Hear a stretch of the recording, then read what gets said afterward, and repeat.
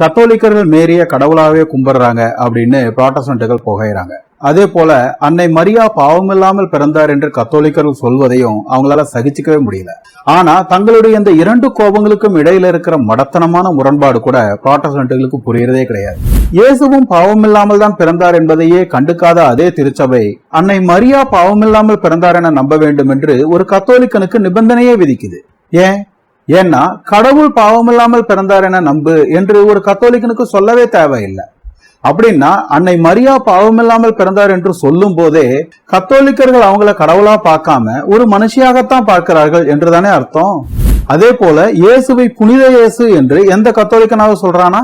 இயேசுவை புனித இயேசு என்று அழைக்கவே துணியாத ஒரு கத்தோலிக்கன் அன்னை மரியாவை புனித மரியா என்று அழைக்கிறான்னா அதுக்கு என்ன அர்த்தம்? புனிதர் பட்டம் என்பது படைப்புகளுக்குத்தான் பொருந்தும், அதை கடவுளுக்கு கொடுப்பது அபத்தம் என்று ஒரு கத்தோலிக்கனுக்கு நன்றாகவே தெரிகிறது என்று அர்த்தம். மொத்தத்துல அன்னை மரியாவிற்கு கத்தோலிக்கர்கள் கொடுத்திருக்கிற இந்த பட்டங்களே கத்தோலிக்கர்கள் அன்னை மரியாவை கடவுளாக பார்க்கவில்லை என்பதைத்தான் நிரூபிக்கிறது. மரியாள் ஆதி பாவம் இல்லாம பிறந்தாங்கன்னு சொன்னா அவங்க பெற்றோரும் பாவம் இல்லாதவர்களாகத்தானே இருந்தாகணும். அவங்க பாவம் இல்லாம பிறக்கணும்னா அவங்க தாத்தா பாட்டியும் பாவம் இல்லாதவர்களாகத்தானே இருந்தாகணும். அப்படியே நூல் பிடிச்சு போனா காயின் ஆபேல்ல தொடங்கி யாருமே ஆதி பாவத்தோட பிறக்கல அப்படின்னு ஆயிடாதா? அப்ப உங்க நம்பிக்கை லாஜிக்கே இல்லாத முட்டாள்தனமான நம்பிக்கை இல்லையா அப்படின்னு புராட்டஸ்டன்ட்டுகள் வாதாடுவாங்க. ஆனா ஆதி பாவம்னா என்னன்னு தெரிஞ்சாலே இந்த வாதம் சுக்குநூறா உடைஞ்சு காணாம போயிடும். ஆதி பாவங்கிறது பெற்றோருக்குள்ள இருந்து பிள்ளைக்கு கடத்தப்படுகிற ஒரு காரியம் அல்ல. பெற்றோருக்கு இல்லாததால பிள்ளைக்கும் இல்லாமல் போகிற ஒரு காரியம்தான் ஆதி பாவம்.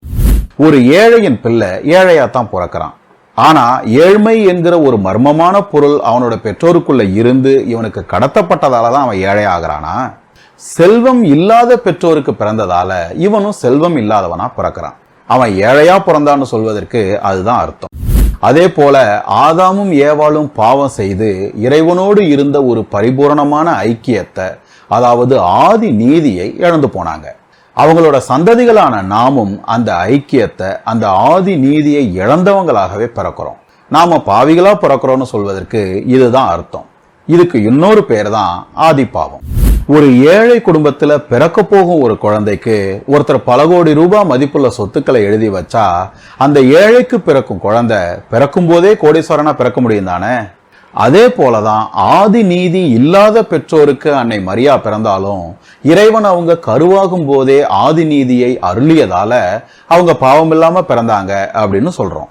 ஆகையால பிள்ளை கோடீஸ்வரனா பிறப்பதற்கு தகப்பனும் கோடீஸ்வரனா இருந்தாகணும்னு அவசியம் இல்லைங்கிற மாதிரி அன்னை மரியா பாவம் இல்லாமல் பிறப்பதற்கு அவங்க பெற்றோரும் பாவம் இல்லாதவர்களாகத்தான் இருந்தாகணும் அப்படின்னும் அவசியம் இல்லை.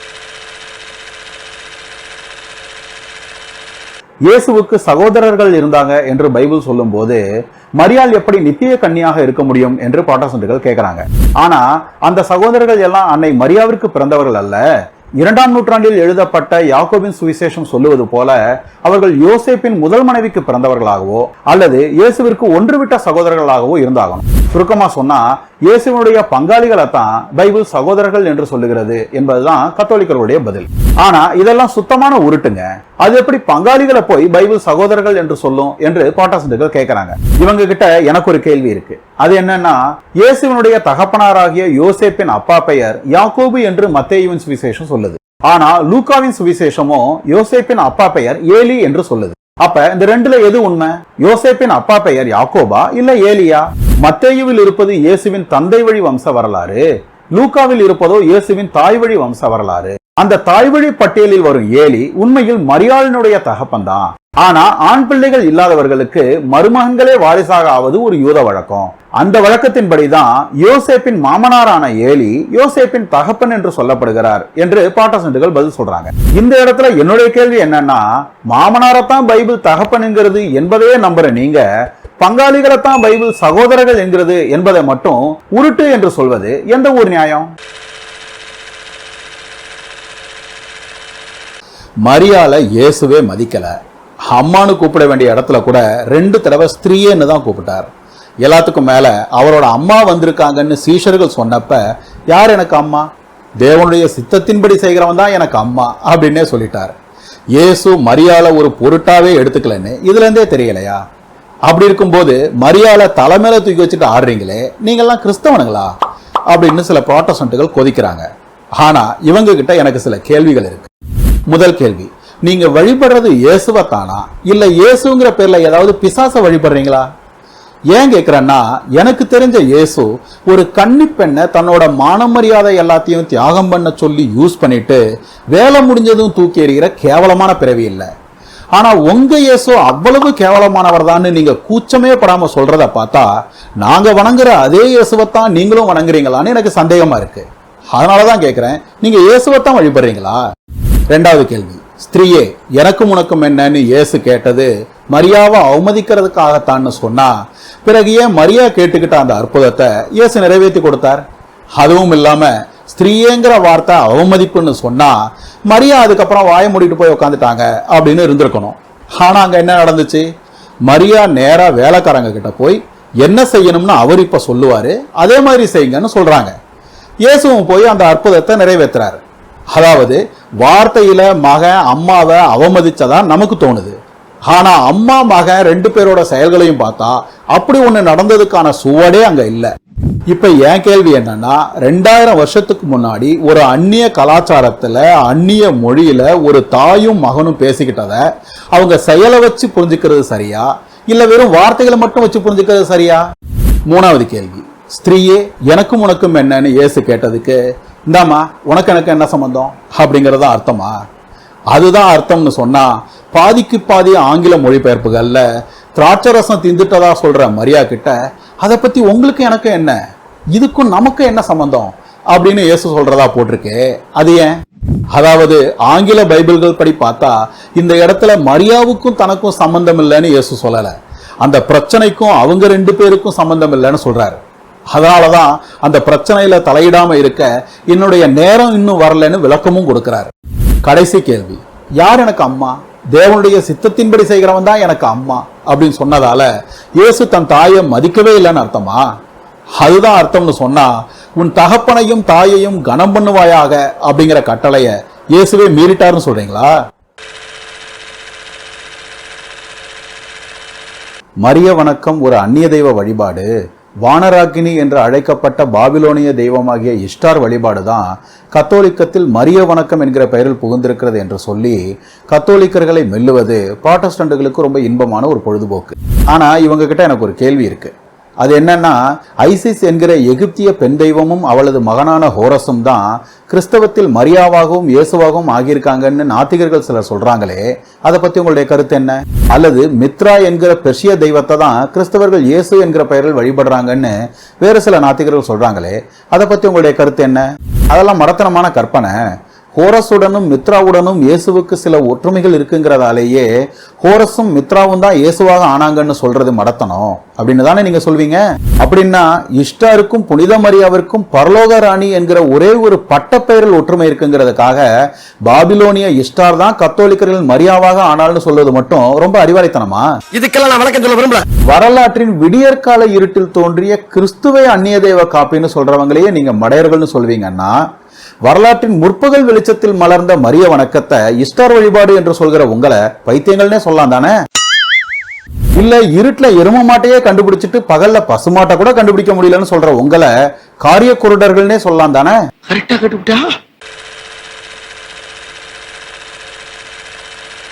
ஒரு மனுஷன் பிறக்கும் போது எப்படி இருந்தானோ அப்படியேதான் 50 வயசுலயும் இருப்பானா? உயரம், பருமன், பல்லு, தாடி, மீசன்னு அடையாளமே தெரியாத அளவுக்கு மாறித்தானே இருப்பான். ஆனா ஒரு சிலை 100 வருஷம் ஆனாலும் அப்படியே தான் இருக்கும்.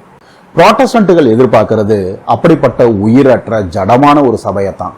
அதனாலதான் இப்ப உங்க சபை இருக்கிற மாதிரி தான் ஆதி சபை இருந்துச்சா? ஆதி சபையில இந்த மரிய வணக்கமோ சிலை வணக்கமோ இல்லையே அப்படின்னு கேக்குறாங்க. ஆனா நீ பிறக்கும்போது எடுத்த போட்டோல இந்த பல்லு, தாடி, மீசையெல்லாம் இல்லையே அப்படின்னு ஒருத்தன் கேட்டா அது எவ்வளவு மடத்தனமான கேள்வி. ஆதி சபையில இந்த மரிய வணக்கமோ சிலை வணக்கமோ இல்லையே அப்படின்னு கேட்கறதும் அதே அளவுக்கு மடத்தனமான கேள்விதான். ஏன்னா கிறிஸ்துவின் சபை ஜடம் அல்ல, அது ஒரு உயிருள்ள சரீரம். உயிருள்ள எந்த ஒரு விஷயத்திலும் வளர்ச்சியும் மாற்றங்களும் இருக்கத்தான் செய்யும். ஆனா சிந்திக்கிற பழக்கமே இல்லாத இந்த புராட்டஸ்டன்ட்டுகளுக்கு இந்த நுட்பம் எல்லாம் விளங்கவே போறதில்லை. ஆகையால அவங்களுக்கு அவங்க பாஷையிலேயே ஒரு கேள்வியை கேட்கிறேன். ஆதி சபையில மரிய வணக்கம் இல்ல, அதனால மரிய வணக்கத்தை ஒழிக்கணும்னு சொல்றீங்களே. ஆதி சபையில புதிய ஏற்பாடு கூட தான் இல்ல, அதுக்காக புதிய ஏற்பாட்டை தூக்கி எறிஞ்சிருவீங்களா? ஆதி சபையில பர்னபா எழுதிய நிருபம், பவுல் லவோதிக்கேயருக்கு எழுதிய நிருபம், பேதுருவுக்கு வெளிப்படுத்தின விசேஷம் அப்படின்னு பல புத்தகங்களை வேதம்னு நினைச்சிருக்காங்க. ஆதியில இருந்ததை மட்டும்தான் ஏத்துக்கோன்னு சொல்ற நீங்க இன்னைக்கு அந்த புத்தகங்களை எல்லாம் வேதம்னு ஏத்துக்குவீங்களா?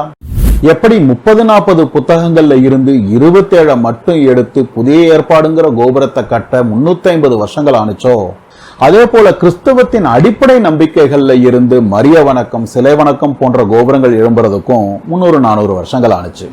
தொடக்க கால சபையில கண்ணுல படலங்கிறதாலேயே மரிய வணக்கத்தை ஒழிக்கணும்னு சொன்னா, தொடக்க கால கிறிஸ்தவர்கள் பலர் நிராகரிக்கவே செய்த புத்தகங்களை எல்லாம் உள்ளடக்கி இருக்கிற நம்ம புதிய ஏற்பாட்டையும் தூக்கி எறியணும் தானே?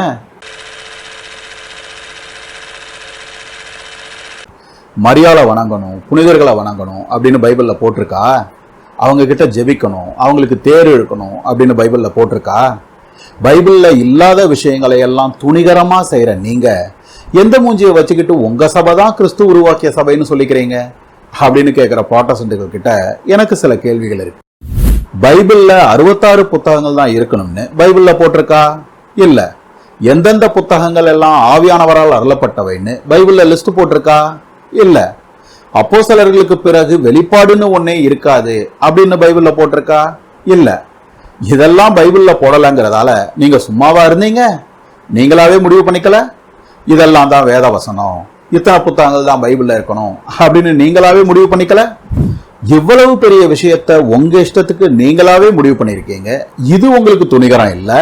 ஆனா அப்போஸ்தலர்களோட வாரிசுகளாக அபிஷேகம் பெற்ற ஆயர்களும் போப்புகளுமே மரிய வணக்கத்தை அங்கீகரிச்சிருந்தாலும் நாங்க மரியன்னைய வணங்குறது துணிகரம் இல்ல. இந்த இடத்துல சில மேதாவிகள் அப்போஸ்தலர்கள் மரியாள் கிட்ட ஜெபிச்சாங்களா, அவங்க செய்யாத நாம ஏன் செய்யணும் அப்படின்னு கேக்குறாங்க. நான் கேக்குறேன், இயேசு உயிரோடு இருக்கும்போது சீஷர்கள் 70 பேரும் வாரத்துக்கு 4 தரம் இயேசு முன்னாடி கூட்டமா முழங்கால் போட்டு ஜெபிச்சாங்களா? ஏன் செய்யல? ஒருவேளை கத்தோலிக்கர்கள் மரியன்னைக்கு கொடுக்கிற மதிப்பை கூட அன்னைக்கு சீஷர்கள் இயேசுக்கு கொடுக்கலையோ?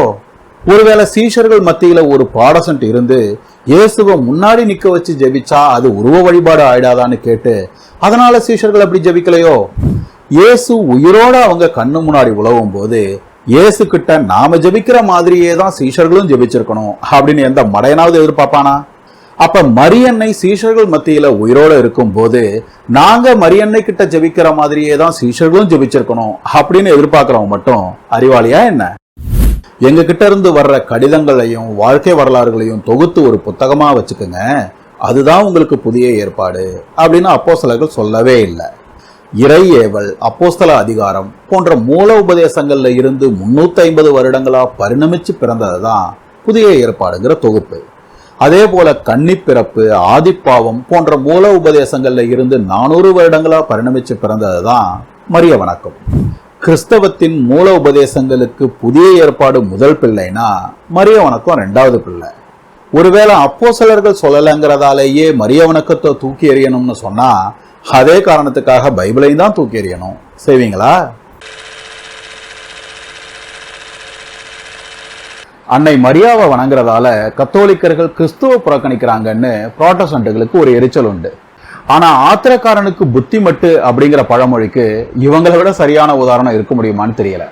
ஜெருசலேம் தேவாலயத்துல வெளிப்பிரகாரம், பரிசுத்த ஸ்தலம், மகா பரிசுத்த ஸ்தலம் அப்படின்னு 3 பிரிவுகள் இருந்துச்சு. இந்த வெளிப்பிரகாரத்துல யாரு வேணா எப்ப வேணா நுழையலாம். ஆனா பரிசுத்த ஸ்தலத்துக்குள்ள ஆசாரியர்கள் மட்டும்தான் நுழைய முடியும். அந்த ஆசாரியனும் கூட ஏனோ தானோ நுழைஞ்சிட முடியாது. குளிச்சுட்டு தன்னுடைய பாவங்களுக்கு பலி செலுத்திட்டு மறுபடியும் கைகால்களை கழுவிட்டு தாம் போட்டிருந்த துணியை கழட்டிட்டு லினனால் நெய்யப்பட்ட ஒரு துணியை உடுத்தி கொண்ட பின்னாடிதான் அவன் பரிசுத்த ஸ்தலத்துக்குள்ளவே நுழைய முடியும். ஆனா பரிசுத்த ஸ்தலத்துக்கே அவன் இவ்வளவு மதிப்பையும் கனத்தையும் கொடுத்துறதால மகா பரிசுத்த ஸ்தலத்தினுடைய மதிப்பும் கனமும் குறைஞ்சு போயிடுது அப்படின்னு ஒருத்தன் குறை சொன்னா அவன் எவ்வளவு பெரிய மடையனா இருப்பான். அன்னை மரியாவுக்கு கொடுக்கிற மதிப்பு கிறிஸ்துவனுடைய மதிப்பை குறைச்சிடுது அப்படின்னு சொல்றவனும் அப்படிப்பட்ட மடையன்தான். மேனேஜருக்கு வணக்கம் வச்சா அது முதலாளிக்கு கொடுக்கிற மரியாதையை குறைச்சிருதுன்னு ஒரு கிளர்க்கு கிட்ட சொல்லி பாருங்க, சிரிச்சிருவான். தனக்கு கீழே இருக்கிற மந்திரிக்கு ஒருத்தன் கொடுக்கிற மரியாதை தனக்கான மரியாதையை குறைக்காதுங்கிறது மட்டுமல்ல, இன்னமும் அதிகமா தான் ஆக்கும்னு ஒரு ராஜாவுக்கு நல்லாவே தெரியும்.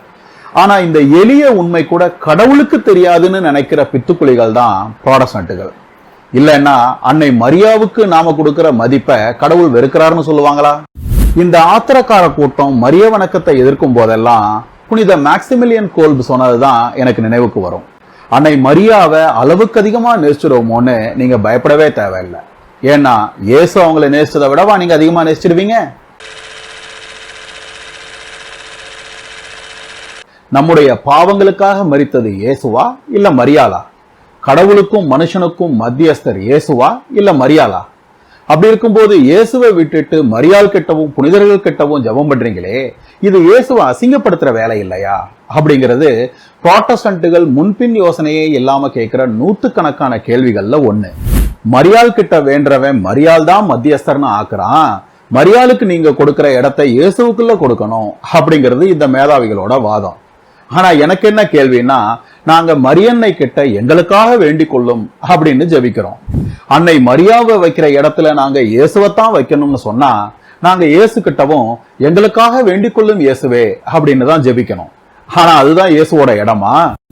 மரியன்னைக்கு கொடுக்கிற இடத்தை ஒருத்தன் இயேசுவுக்கு கொடுத்தா அது இயேசுவை கனப்படுத்துறதா ஆகாது, அவமதிக்கிறதா ஆயிடும். ஏன்னா மரியன்னைக்கு கொடுக்கிற இடத்தை இயேசுவுக்கு கொடுக்கிறது தேசப்பிதா காந்திக்கு வெறும் பாரத ரத்னா கொடுக்கிற மாதிரி ஒரு சில்லறத்தனமான செயல். அதுவும் இல்லாம இயேசுவோட மரணத்துக்கும் மத்தியஸ்த ஊழியத்துக்கும் நாம யாருக்கிட்ட ஜெபிக்கிறோங்கிறதுக்கும் என்ன சம்பந்தம்? கடவுளுக்கும் மனுஷனுக்கும் இயேசுதான் மத்தியஸ்தர், உண்மைதான். ஆனா இயேசுதான் மத்தியஸ்தர்னு சொன்னா அதுக்கு என்ன அர்த்தம்? கடவுளுக்கும் மனுஷங்களுக்கும் நடுவுல யாருமே வரக்கூடாதுன்னா அதுதான் உண்மையான அர்த்தம்னு சொன்னா, இவங்க ஏன் வல்லமையான ஊழியக்காரர்கள், வரங்கள் நிறைந்த தீர்க்கதரிசிகள், அபிஷேகம் பெற்ற தேவ மனிதர்கள் அப்படின்னு தேடி தேடி ஓடி தலையை நீட்டுறாங்க? தேவனுக்கும் மனுஷனுக்கும் மத்தியஸ்தர் இயேசு ஒருவரேன்னு சொன்னா கடவுளுக்கும் மனுஷங்களுக்கும் நடுவுல வேற யாருமே இருக்கக்கூடாதுன்னு தான் அர்த்தம் அப்படிங்கிறது இவங்க வாதம். ஆனா இதுல கொடுமை என்னன்னா, பவுலடிகள் இந்த வார்த்தைகளை சொன்னதுக்கு காரணமே கடவுளுக்கும் மனுஷங்களுக்கும் நடுவுல நமக்கும் ஒரு வேலை இருக்குன்னு சொல்றதுக்கு தான். அதாவது கிறிஸ்துவை அறியாதவங்களுக்கு வேற கடவுளோ வேற மத்தியஸ்தரோ கிடையாது, அவங்களுக்கும் கடவுள் பிதா ஒருவர் தான், அவங்களுக்கும் மத்தியஸ்தர் இயேசு ஒருவர் தான், அதனால அவங்க சார்பா அவங்களுக்காகவும் நீங்க ஜெபிக்கணும் அப்படிங்கிறது தான் இந்த இடத்துல பவுலடிகளோட போதனையே. ஆனா பரிந்துரை ஜெபத்துக்கான அவசியம் என்னன்னு விளக்குறதுக்கு சொன்ன வார்த்தைகளையே பரிந்துரை ஜெபத்துக்கு எதிரான வசனம்னு பேசுதுங்களே, இதுங்க பைத்தியங்களா இல்ல வேற ஏதாவதா? இந்த இடத்துல சில பித்துக்குளிங்க வழக்கம் போல சம்பந்தமே இல்லாம எங்களுக்காக வேண்டிக் கொள்ளும்னு செத்து போனவங்க கிட்ட ஜெபிக்கலாமா அப்படின்னு முறுக்கிக்கிட்டு வருவாங்க. அந்த மாதிரி ஆட்களுக்கு கீழே லிங்க்ல இருக்கிற வீடியோல பதில் சொல்லியிருக்கேன், தேவைப்பட்டா ஷேர் பண்ணுங்க. இயேசு கிட்ட நேரடியாவே ஜெபிக்கலாமே, ஏன் புனிதர்கள் முன்னாடி போய் முழங்கால் போடணும், எதுக்கு நடுவுல ஒரு ஆளு அப்படின்னு ஒரு கத்தோலிக்கனை பார்த்த உடனே வக்கனையா கேட்கிற புராட்டஸ்டன்ட்டுகள், நாமளும் இயேசு கிட்ட நேரடியாவே ஜெபிக்கலாமே, ஏன் நம்ம பாஸ்டங்க முன்னாடி போய் முழங்கால் போடணும் அப்படின்னு தங்களை பார்த்து கேட்டுக்கிறதே இல்லை. எங்க பாஸ்டங்கள்லாம் உயிரோட இருக்காங்க, ஆனா உங்க புனிதர்கள் எல்லாம் செத்து போனவங்க இல்ல, அவங்க கிட்ட எப்படி ஜெபிக்கலாம் அப்படின்னு சிலர் முறுக்கிக்கிட்டு வருவாங்க. ஆனா செத்து போனவங்கன்னா என்ன அர்த்தம்? இல்லாம போயிட்டாங்களா? உங்க பக்கத்து வீட்டுல வாடகைக்கு இருந்தவன் வீடை காலி பண்ணிட்டு வேற ஏரியாவுக்கு குடி போயிட்டா அவன் இல்லாம போயிட்டான்னு சொல்லுவீங்களா? மாட்டீங்கல்ல. அப்ப இந்த தேகத்தை விட்டு குடி போய் கர்த்தரிடத்துல குடியிருக்கிற புனிதர்கள் மட்டும் எப்படி இல்லாம போயிடுவாங்க? என்னை விசுவாசிக்கிறவன் மரித்தாலும் பிழைப்பான், உயிரோடு இருந்து என்னை விசுவாசிக்கிறவன் எவனும் மரியாமலும் இருப்பான்னு இயேசு சொல்லியிருக்காரே. அப்படின்னா உயிரோடு இருக்கும் போது இயேசுவை விசுவாசித்த இந்த புனிதர்கள் என்றைக்குமே மரிக்காதவங்க தானே? உனக்கு என்ன தேவைப்பட்டாலும் உன் புருஷன் வீட்டுக்குள்ள இருக்கிற வரைக்கும் தான் கேட்கலாம், அவன் கிளம்பி வேலைக்கு போனதுக்கு அப்புறம் போன் பண்ணி கேட்டா அது பாவம் அப்படின்னு ஒருத்தன் சொன்னா அது எவ்வளவு பெரிய மடத்தனம். பரலோகம் போன புனிதர்களிடம் ஜெபிக்க கூடாதுன்னு சொல்லுவதும் அவ்வளவு பெரிய மடத்தனம் தான். உயிரோட இருக்கிறோங்கிற ஒரே காரணத்துக்காக ஒரு நாளைக்கு 7 தரம் அசிங்கம் பண்ற நீங்களோ நானோ அடுத்தவங்களுக்காக ஜெபிக்கலாம். ஆனா இந்த உலகத்துல இல்லைங்கிற ஒரே காரணத்துக்காக கிறிஸ்துவுக்காகவே வாழ்ந்து மரித்து பரலோகம் போன புனிதர்கள் நமக்காக ஜெபிக்க கூடாதா? விஜிலாண்டியஸ் என்கிற தப்பறைவாதி கிட்ட புனித ஜெரோம் கேட்ட அதே வார்த்தைகள்ல கேட்கிறேன், உயிரோடு இருக்கிறது என்பதாலேயே விஜிலாண்டியஸ் என்கிற நாய் பவுல் என்கிற இறந்த சிங்கத்தை விட மேலாயிடுமா?